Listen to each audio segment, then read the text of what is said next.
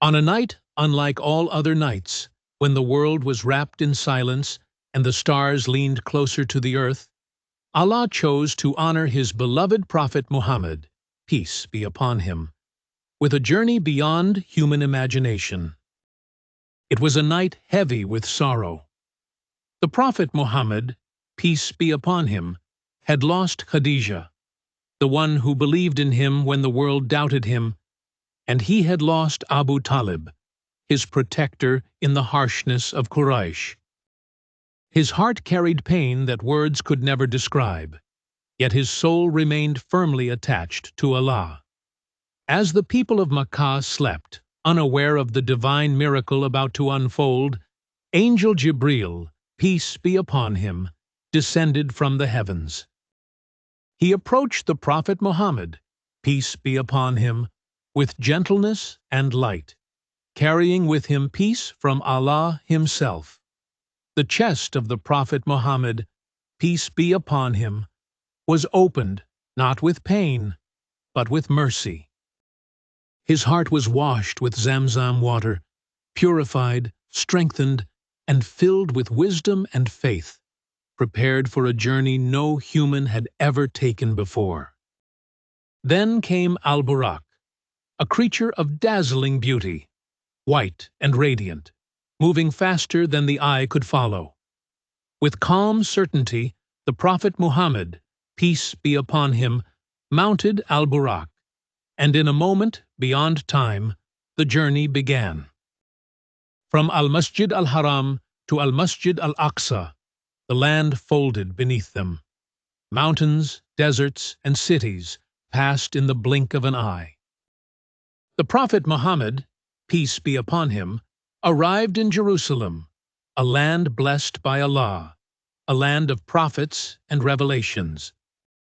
There, in Al-Masjid Al-Aqsa, the Prophet Muhammad, peace be upon him, stood before all the prophets who came before him. Adam, Ibrahim, Musa, Isa, peace be upon them all gathered behind him. And when he led them in prayer, it was a moment that declared to the heavens and the earth that he was the final messenger, the seal of all prophets. But the journey did not end there. From Al-Masjid Al-Aqsa, the heavens were opened. Angel Jibreel, peace be upon him, took the hand of the Prophet Muhammad, peace be upon him, and together they began the ascension beyond the limits of the earth, beyond time, beyond what the human mind can grasp. The first heaven welcomed them with nur and awe. Its gates opened, and inside stood Adam, peace be upon him. When he saw the Prophet Muhammad, peace be upon him, his face filled with love and pride. He welcomed him as a righteous son and a noble prophet. On Adam's right were souls filled with light, smiling faces, and on his left were souls darkened by sorrow. When Adam looked to the right, he smiled. When he looked to the left, he wept. The Prophet Muhammad, peace be upon him, felt the weight of humanity, the destiny of every soul, and the mercy of Allah surrounding all creation. They ascended to the second heaven, where Yahya and Isa, peace be upon them, greeted the Prophet Muhammad, peace be upon him, with warmth and peace. Their presence spoke of patience, sacrifice, and truth spoken in the face of oppression. The Prophet Muhammad, peace be upon him, felt comfort, as if Allah was reminding him that every messenger before him had carried pain, rejection, and trials. In the third heaven stood Yusuf, peace be upon him, gifted with breathtaking beauty. His face reflected the beauty of patience after betrayal, light after darkness. The Prophet Muhammad, peace be upon him, was reminded that even when loved ones turn away, Allah never abandons His servants. In the fourth heaven, Idris, peace be upon him, stood elevated in rank. His silence carried wisdom, and his presence spoke of devotion and closeness to Allah. With each heaven, the Prophet Muhammad, peace be upon him, felt his heart expanding, his soul strengthened, his sorrow slowly being lifted. The fifth heaven held Harun, peace be upon him, gentle and compassionate, beloved by his people. The Prophet Muhammad, peace be upon him, felt the warmth of mercy, the reminder that leadership is not harshness, but softness combined with truth. Then came the sixth heaven, where Musa, peace be upon him, stood. His eyes were filled with deep emotion. When Musa, peace be upon him, greeted the Prophet Muhammad, peace be upon him, there was respect, love, and a hidden sorrow.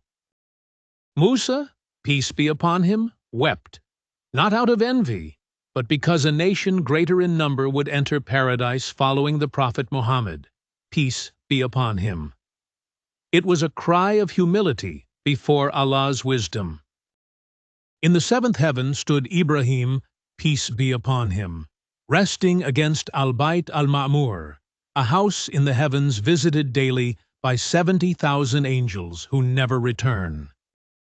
Ibrahim, peace be upon him, welcomed the Prophet Muhammad, peace be upon him, as a beloved son and conveyed a message to his nation, that paradise is pure soil, sweet water, and its seeds are remembrance of Allah. Then Angel Jibreel, peace be upon him, led the Prophet Muhammad, peace be upon him, to Sidrat al-Muntaha, the lote tree at the furthest boundary. Its beauty was beyond description. Colors flowed that no eye had ever seen. Angels surrounded it like falling leaves of light, and everything beyond it was known only to Allah.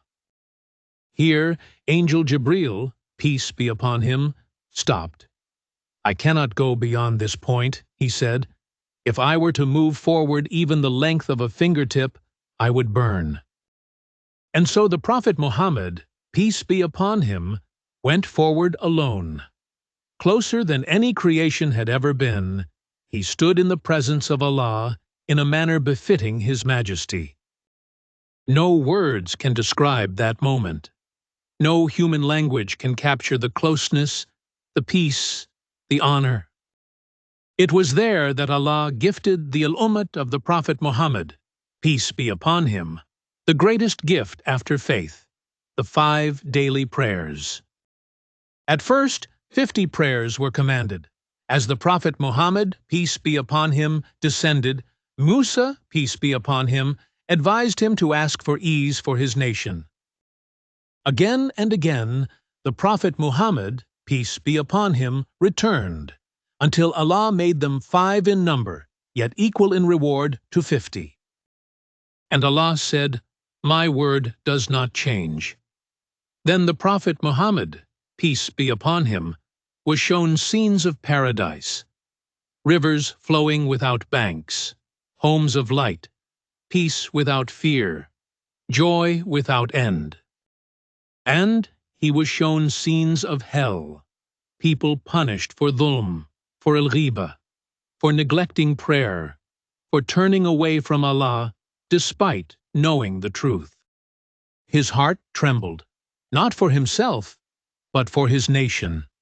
When the journey was complete, the Prophet Muhammad, peace be upon him, returned to Makkah before the night had ended. The bed was still warm. The sky had not yet changed.